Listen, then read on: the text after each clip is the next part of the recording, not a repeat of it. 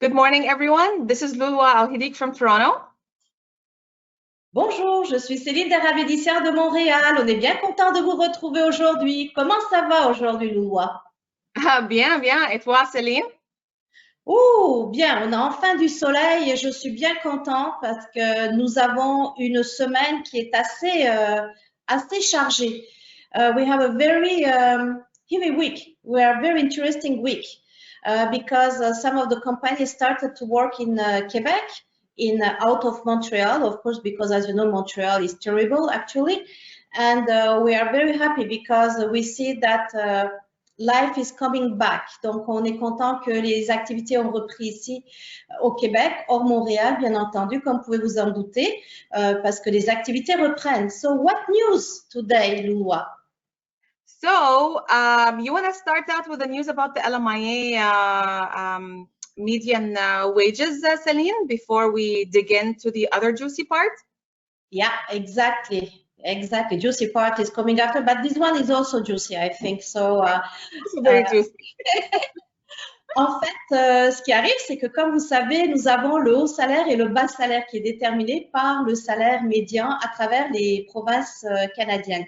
Donc, chaque année, vers cette période, ce montant-là augmente, parfois baisse. Mais cette année, tous les montants ont monté et quand c'est arrivé hier, donc depuis hier, c'était quand même annoncé depuis un mois, mais depuis hier, le taux de salaire a augmenté, donc par province.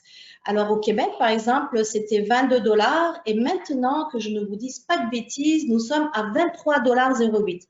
Donc tous les salaires qui sont à 23,08 € et plus passent dans le volet haut salaire et tous ceux qui sont en dessous de ce montant-là, 22,07 €, passeront dans le bas salaire. Bien entendu, cela ne s'applique pas pour le volet du traitement simplifié. Une petite chose, si jamais vous avez des dossiers qui doivent partir, que les EIMT ont été préparés et bons pour envoi, n'envoyez pas, regardez à nouveau pour être sûr que si c'est des volets à haut salaire et que le salaire était basé sur du 22,50 par exemple, ça ne passera pas. Donc 23,08 et par conséquent, il faudra changer quasiment tout. Yeah, so changes are like that. You have to change everything. So you can tell it also in English. Yeah, so you went into more detail. There's always the yearly changes with regards to the median hourly wages by province or territory for the high wage, low wage and occupations in the provinces. So this update has been released yesterday. Today's the 12th. It was May 11th. And you will see in the schedule the median low wage is disclosed as of May 11th. So make sure that if you're filing LMIAs, you're following this schedule because any change will impact the application. So it's on the Canada.ca website.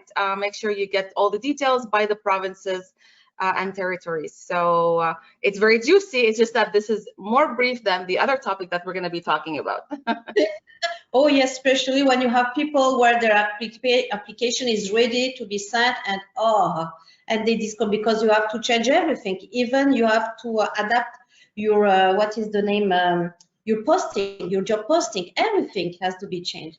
Alors good luck, bonne chance à tous ceux qui se trouvent là-dedans et les employeurs aussi, faites très attention. Anyway. And it's always a reminder with regards to this to always when posting job ads with regards to the median or high wage, low wage occupations, don't stick specifically to what is posted on the website. You know, always add a certain increment that covers yourself in case even 0.5 cents, $1 could make a difference. And I always explain this to the employer. They're always understandable. To avoid situations like this, where exactly as you mentioned, Celine, application is ready to be sent out, but you get this announcement. Yeah, I believe that we can come back later in other bulletins about giving some details regarding that point. On pourrait revenir par la suite avec un prochain bulletin pour vous apporter quelques spécifications plus techniques, disons, sur le montage de l'EIMT. L'EIMT étant bien sûr l'étude d'impact sur le marché du travail. So, what is your second point today? So we always have questions about family unification, and with regards to students and temporary foreign workers. Specifically today, we'll be talking about that. So as we all know, and until further notice, most people can travel to Canada, even if they have a valid visit visa or an ATA. If they're exempt or in the US, they can travel to Canada if they're coming for an essential non-discretionary purpose, and we'll talk about that. So as a result of these measures, and until May 19, 2020, there will be a suspension in the processing of some TRV applications, except those that meet the exceptions. So, you know, it's important to understand who are those and what exceptions are in place.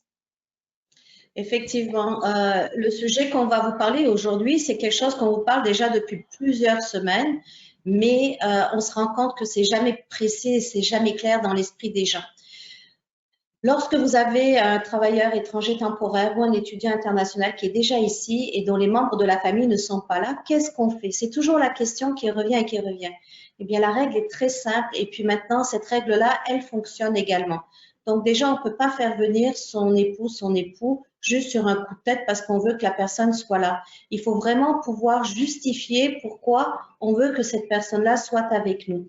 Je vous donne un exemple. Si par exemple, vous travaillez ici depuis plus d'1 an et que votre conjointe, elle travaillait, elle faisait sa vie là-bas, vous rejoignez juste pendant les vacances, eh bien, elle ne pourra pas venir juste pour les vacances au mois de juillet, août pour les passer avec vous, ou même pour tout d'un coup décider de s'installer ici. Par contre, si elle justifie qu'elle attendait la vente d'un appartement ou la fin de son contrat de travail pour qu'elle puisse prendre les affaires et arriver ici, ça c'est différent. Ça peut être un justificatif. Donc, assurez-vous d'apporter toujours des éléments qui démontrent l'intérêt déjà de la réunification familiale avant la crise du Covid, que la Covid, parce que Covid c'est au féminin, j'ai appris ça hier, n'est pas la raison que les familles se rejoignent. Alors, il y a une procédure très simple à faire. There is a very simple procedure to do that.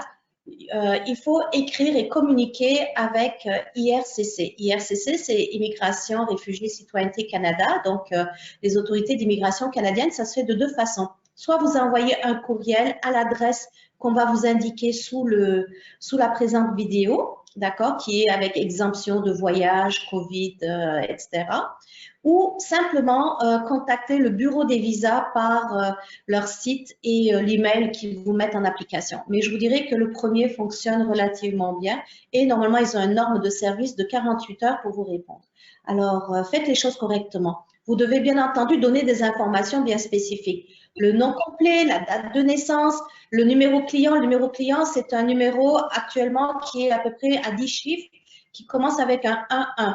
Le numéro de passeport, l'explication détaillée de la raison du voyage, bien entendu, la preuve de lien avec le membre de la famille. Donc, surtout, faites très attention pour les situations de conjoint de fait, la preuve de statut d'immigration de cette personne-là aussi, et bien entendu, si vous avez un visa de voyage, donc le visa, ou l'AVE aussi.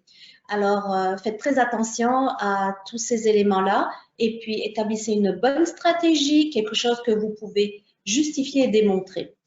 I think that if you give right explanations, that will be okay. So what do you think are the explanations from your side as information side? To translate into English, to translate to our English speaker. Yeah. So it's important to understand that what the term essential non-discretionary is. Basically, it's under the emergency orders under the Quarantine Act. So it's mainly that you're not traveling for tourism, recreation, or entertainment. Now, these are broad, but again, it has to be a justifiable reason why the spouse wants to join or the family member wants to join the foreign national in Canada. So, for example, we were having a discussion, Celine, me and you, before the recording. Someone wanted to join their spouse, but they couldn't because they had a contract. Maybe they were studying, their studies have just finished in May, and now they're joining their spouses. So just for the sake of, oh, you know what, COVID, my husband or my wife is stressed, is anxious, we want to be together in this stressful time, that will not be enough. You have to show a reason why you're moving now and why you didn't move before. So that's just one example. Do you have another example, Celine, to share? Yes, what I said, it was about people, for example, for the summer period who wanted to join and enjoy some good time here in Canada for 2 months, etc. So it will not be possible for these people to, because it will be really for pleasure and they don't want that for entertainment. It's an So it's option. very Yeah. cool.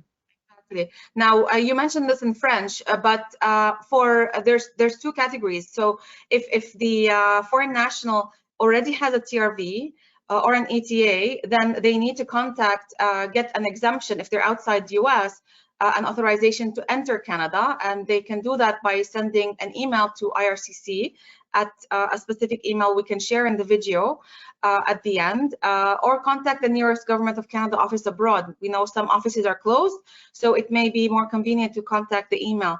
Now, if they don't have a TRV, then they should explain this, and the instructions are given also on the Canada.ca website with regards to the application. So they're explaining the reasons for the exemption in the application for the TRV, for the officer at the back end to decide whether it's an essential or non-discretionary purpose for the travel. Now, some common replies that we've seen for applications by the IRCC office is either they refuse, or they approve, or they say your application is on hold because you don't meet an essential service and are traveling for a non-discretionary purpose, and they say that your application is on hold until the travel restriction is lifted. So, you know, be careful, advise your client properly, or if you're doing it yourself, you know, make sure you're thinking about it. Is there a valid justification? If not, just wait until the restrictions are over. Effectivement, ne promettez pas le ciel et la terre à vos clients. Soyez très prudents, soyez très objectifs, mettez-le en garde. Et si vous avez du succès, bien, ce sera grâce au travail commun que vous aurez fait avec votre client. Chose aussi très importante, définitivement qu'il faut comprendre, c'est pas parce qu'ils ont le visa ou la VE qu'ils peuvent embarquer. Loin de là, s'il n'y a pas d'autorisation écrite, ils ne seront même pas autorisés à monter à bord du vol vers le Canada. Alors, que ce soit bien clair. Alors, si je résume, il faut avoir l'autorisation écrite d'IRCC qui confirme que la personne est exemptée des restrictions de voyage. Ensuite, avoir le visa et l'AVE ou l'AVE, l'un des deux. Ensuite, le passeport valide, bien entendu, avec une période assez longue, au moins de 6 mois. Ensuite, aviser la compagnie aérienne, bien entendu, que vous êtes exempté des restrictions de voyage. Ça, de toute façon, ils vont vous le demander quand vous arriverez. Et puis, pour obtenir cette fameuse lettre, être en mesure de pouvoir démontrer à l'agent du bureau des visas que vous faites partie ici vraiment d'un service discrétionnaire ou d'un service essentiel pour venir vivre avec votre époux, conjoint de fait ou parent ou quoi que ce soit. Donc, faites très attention. Et I believe that we have also to mention the most important point, Lulwa, your health. Of course, the most important thing, stay healthy physically and mentally. Especially when you have to take a flight, because if you're not fine, even if you have the letter or whatever, you will not be authorized. Yeah. For sure, and I mean, this is upon the onus is on the person traveling to ensure that if they're not feeling well, they should not be traveling. And a CBSA officer, upon coming to Canada, they have the right to send them back if they have doubts that they're not complying, or they could issue an admissibility report. So it's very serious, and it's not something to take lightly. Plus a reminder that, speaking of health, once you're here and allowed to enter, the CBSA officer will remind you that you have to subject yourself to a 14-day quarantine. So yeah. Exactly, and you have to be ready to demonstrate what you will do also to them. Your plan of action for the quarantine, correct. Exact. C'est-à-dire que ce qu'on disait avec Lulwa, c'est que ça sert à rien d'avoir même la plus belle des lettres du bureau des visas, une magnifique visa ou l'AVE. Si vous n'êtes pas bien à l'embarquement, ils vous embarqueront pas. Donc, votre santé, c'est la partie la prédominante. Et tout ça, toutes ces embûches qu'on a, c'est pas parce qu'ils veulent pas que vous veniez. Ils veulent simplement que vous ne rameniez pas des petits virus avec vous. Donc, par conséquent, les mesures s'appliquent au niveau de votre santé, contrôle avant l'embarquement. Pendant tout le vol, etc., vous allez être de toute façon obligé d'avoir les masques, les gants, enfin toutes les protections nécessaires. Mais à votre arrivée au Canada également, l'agent va s'assurer que vous allez bien aller en quarantaine, donc pendant 14 jours. Donc, assurez-vous d'avoir un document qui résume un petit peu toutes les choses que vous allez mettre en place pour être en quarantaine.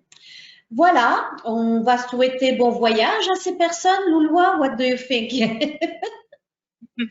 So before we say adios to everyone and au revoir, we would like to remind, well, you may not, by the time you see our recording, it may have passed for the KPIC SOS today. But once you see it, you can always watch the recording. Today is going to be a very interesting session, breaking down the COVID-19 and analyzing case by case. So it's going to be interesting. Always join us for our KPIC dailies, where you will see new faces from our KPIC membership and advising you with updates on a daily basis. And subscribe to our myconsultant.ca YouTube channel to get updates with regards to videos, and relevant information that you need to know in our crazy life. Yeah, exactly.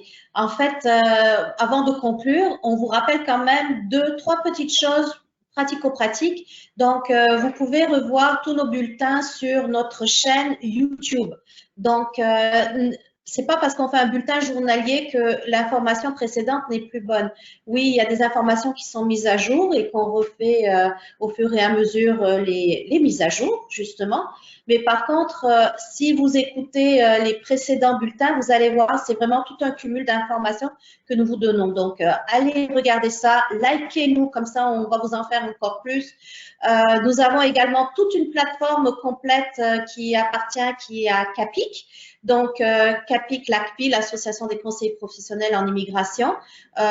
Nous sommes des membres, au service des membres, et puis le public bénéficie justement de notre expertise également pendant cette période-là, avec l'impact du Covid-19. Donc, vous avez des forums de discussion, vous avez un centre d'information et toute une série de webinaires, de présentations qui ont été faites touchant les différents programmes d'immigration avant et pendant cette période reliée au Covid-19. Donc, myconsultant.ca, la chaîne YouTube reliée à ça. On est partout et on a les oreilles partout et puis on est avec vous en santé et pour être encore meilleur que d'habitude. Do you agree? Absolutely. Celine, take care. It's a pleasure and enjoy your day, everyone. Stay healthy and stay safe. And we'll join you with another episode on a KPIC Daily tomorrow. Take care. Exactement. Merci beaucoup à toi, Louloua, aussi. Au plaisir. Au revoir. Au revoir. Bye.